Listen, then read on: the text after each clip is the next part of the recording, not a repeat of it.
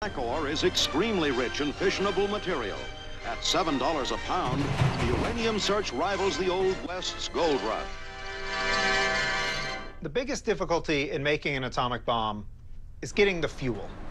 You can't just use any type of uranium. You need to use a specific type of uranium, uranium-235. It makes up less than 1% of all of the uranium that you would find in nature. Then they had to separate out atom by atom, physically ripping them apart, the uranium-235 from the predominant uranium that you found in the ground. It was unknown how to even do that. The scientists started thinking about methods for extracting the uranium-235. One process they tried was electromagnetic separation with a device called a cyclotron. It relies on gas containing uranium isotopes 235 and 238, chemically indistinguishable, but with a slight difference in atomic weight. Electric current accelerates the particles of the gas through a magnet.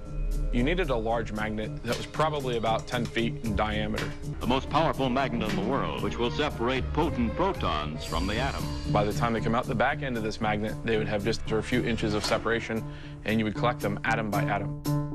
The other methods included gaseous diffusion, and that the lighter element, the uranium-235, would permeate through a membrane easier than uranium-238. But it's such a minuscule difference that this would have to be done over and over and over again through many thousands of stages. A third method used a massive centrifuge, spinning uranium gas at extreme speed. The U-235 and U-238 isotopes collect at slightly different bands along the centrifuge wall. For each method, the equipment needed to be very large to process as much material as possible.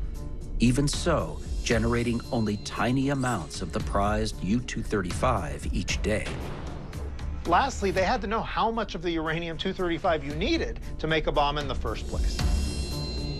There was another avenue potentially for making this fuel, which was to build nuclear reactors, which had never been done before, and certainly not on an industrial scale. And if you can get a nuclear reactor working, then you can use it to generate a man-made element, plutonium, which you could also use in a bomb. The University of Chicago, in a secret laboratory set up within the walls of the stadium squash courts, a dangerous and partly unpredictable experiment was undertaken.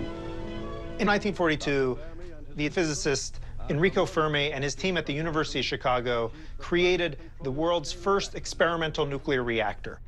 And this validated the idea that you could build larger nuclear reactors and use those to make a new element, plutonium, which you could use as bomb fuel. So in the United States, they decided they were going to pursue both enriched uranium and plutonium production, even though they didn't know if either of them could be feasible at an industrial scale. They were betting on two horses. The entire U.S. program of uranium research had been placed under the supervision of Dr. Vannevar Bush, able director of the Office of Scientific Research and Development. The Office of Scientific Research and Development was putting a lot of resources into determining whether or not they could build an atomic bomb. Vannevar Bush, the head of the Office of Scientific Research and Development, went to Roosevelt and said that if they brought in the Army Corps of Engineers, who knew how to build large things, that they could potentially have an atomic bomb within 2.5 years. And Roosevelt gave the go-ahead.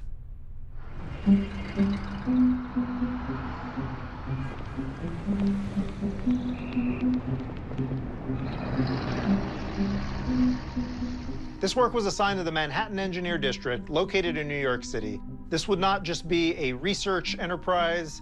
This was going to be a project to make actual atomic bombs that could be used in war.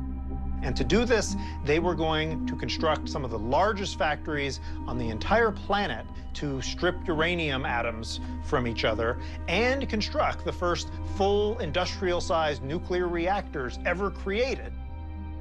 In order to do this, you'd have to create an empire, a new industry from scratch that would span the entire country and involve the labor of hundreds of thousands of people. And you need somebody who could command authority over the military, over the government, and over thousands of scientists who are not accustomed to doing military research.